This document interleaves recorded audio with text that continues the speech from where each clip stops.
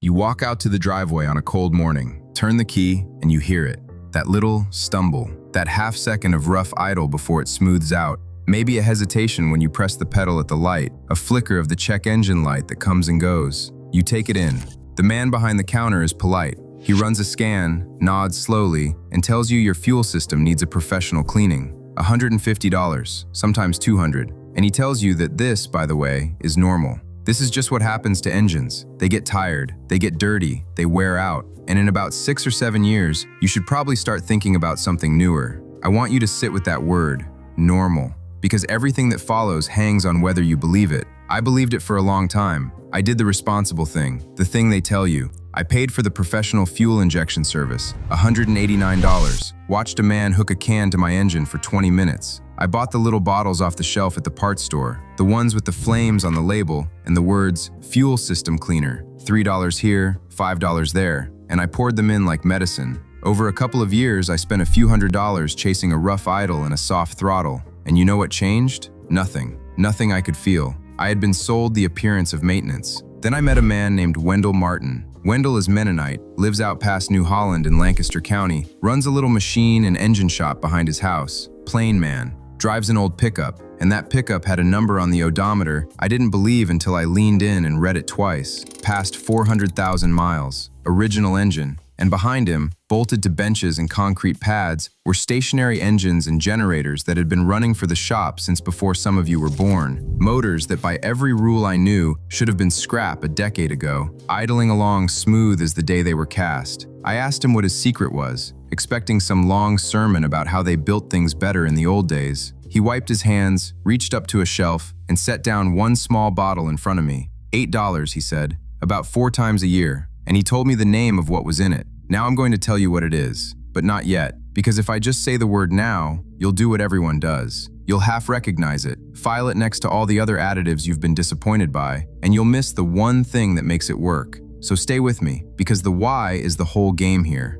Here is what is actually killing your engine, slowly, quietly, the way rust kills a fence. Every time fuel burns, it leaves a little something behind. Varnish, carbon, a hard lacquered crust that builds up on the tips of your fuel injectors, on the back of your intake valves, in the combustion chamber itself. A fuel injector is supposed to spray a fine, even mist. Coat it with deposits, and that mist turns into a dribble, a stream, an uneven spray that doesn't burn clean. Now one cylinder runs a hair lean. Carbon builds on the piston crown and the chamber, and that carbon glows. And glowing carbon lights the fuel a fraction of a second too early. And that early ignition is a tiny hammer blow against the top of your piston, thousands of times a minute. Multiply that across 100,000 miles. That is not an engine wearing out. That is an engine being slowly strangled by its own residue. And here's the part the parts store shelf never explains. Most of those cheap cleaners can't survive where the worst deposits live. The intake valve runs hot. The combustion chamber runs hotter. A lot of common detergent chemistry breaks down at those temperatures before it ever does any work. So you pour it in, it cleans a little something downstream where it's cool, and it dies on the doorstep of the actual problem.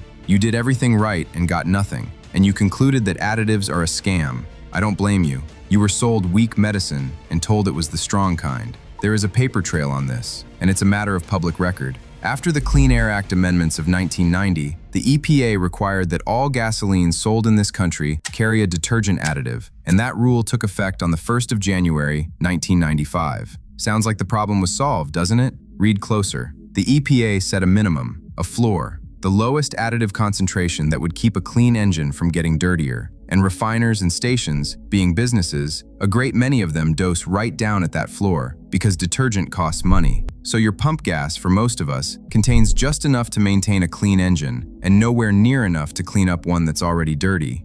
Around 2004, a group of automakers, tired of warranty claims from gummed-up engines, created the top-tier standard, demanding higher detergent levels because they knew the legal minimum wasn't cutting it. The engineering papers, the Society of Automotive Engineers literature going back decades, all point at the same conclusion. There is one family of detergent that holds together at combustion temperatures and actually scrubs the valves and the chamber clean. That chemistry is called polyetheramine, PEA. Say it once so it sticks. Polyetheramine. It is the active ingredient in the strongest fuel system cleaner you can buy, and a concentrated bottle of it costs about $8. That's it. That's the whole secret Wendell handed me on a workbench. So why have you never heard it said plainly? Ask yourself a simpler question. Who would pay to tell you? There is no marketing budget for an $8 bottle you use 4 times a year. There's no quarterly earnings report behind a habit that costs you $30 and saves you a car. But there is a service ticket behind that $150 shop cleaning. There is real money in the cluttered additive aisle. 20 different bottles that don't name their chemistry on the label, because if they named it, you'd compare it. And it got quieter, not louder, in the last 15 years, because direct injection engines made the deposit problem worse at the exact moment the simple fix slipped out of common knowledge. Nobody outspent the truth here. Nobody had to. They just never spent a dime repeating it. And a thing nobody repeats is a thing your grandchildren never learn. Now, if you're sitting there with a car you already own, 120,000 miles on it, thinking this is for people buying something new, I want you to lean in, because this next part is built for exactly your situation. You don't need a shop. You don't need a scan tool. You don't need to take one bolt off your engine. You don't need a new car. Here's the whole thing. Go to any auto parts store or the auto aisle at the big box store. Find the cleaner that names polyetheramine, or PEA, on the back label. The most common one comes in a small bottle, runs about $8 to $12. Buy one. Wait until your tank is low, near empty, a quarter or less, and pour the whole concentrated bottle in. Then put in just a few gallons. You want it strong, not diluted across a full tank. That's the maintenance most people get wrong. And then the part Wendell told me last, almost as an afterthought, the part that separates a result you can feel from a waste of $8. Drive it, not around town, not idling at lights. Take it out on the highway and run it hard and hot for a good stretch. 50, 80, 100 miles. Get the whole engine up to full operating temperature and keep it there under load. Because polyetheramine does its real work with heat. The cleaner doesn't scrub those valves in that chamber by sitting in a puddle. It cleans when it's burned hot, under load, at temperature. The fellow who dumps it in a full tank and then putters 3 miles to the grocery store and back is the fellow who tells you it didn't do anything. He's right. For him, it didn't. He never let it get hot enough to work. Do it a few times a year, a low tank and a hot highway run, ideally right before an oil change, so anything it loosens goes out with the old oil, and you keep your fuel delivery clean for the life of the engine. That's it. That's the $8 habit that keeps an engine breathing clean for 2, 3, 400,000 miles. The same one keeping Wendell's pickup and his shop engines alive long past when the rest of us would have given up on them. This is one piece of something larger, and there are more pieces. A whole quiet shelf of cheap, simple, repeatable things that the people who came before us just knew, and that got lost, not because they failed, but because nobody could make a living reminding you. There's a movement of folks now, a lot of them in their 50s and 60s and 70s, deciding they're done being told their machines are disposable. If that's you, I want a real answer in the comments, not a thumbs up. Tell me 3 things: your engine, your rough mileage, and whether it's port injection or direct injection, because that last one matters, and I'll explain why in a second. And if you want to keep pulling this knowledge back out of the dark,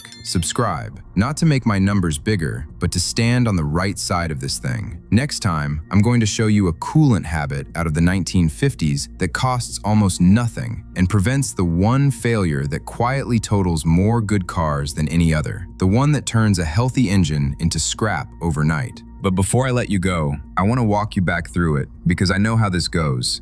Some of you are going to try this and tell me it did nothing, and I can tell you right now the 3 reasons why. First, you bought a bottle that said fuel system cleaner in big letters and never named its chemistry on the back. If it doesn't say polyetheramine or PEA, you bought the weak stuff. Put it back. Second, you poured it into a full tank and wondered why nothing happened. You diluted your medicine to nothing. Low tank, strong dose. Third, and this is the big one, you treated it like cough syrup instead of a cleaner. You poured it in and drove gentle. It needs heat and it needs load. Get it hot, keep it hot, run it. And one honest word, because I won't sell you a thing that isn't true. If your engine is direct injection, that fluid you put in the tank will clean your injectors and your combustion chamber beautifully. But on most of those engines, the fuel never touches the back of the intake valves, so it can't scrub the deposits that build up there. That's a different job for a different day. But for your injectors, for your chamber, for any port-injected engine top to bottom, $8 and a hot highway run is the closest thing to a fountain of youth your engine will ever get. Buy the right bottle, run it hot, and quit letting anyone tell you that wearing out is just what engines do.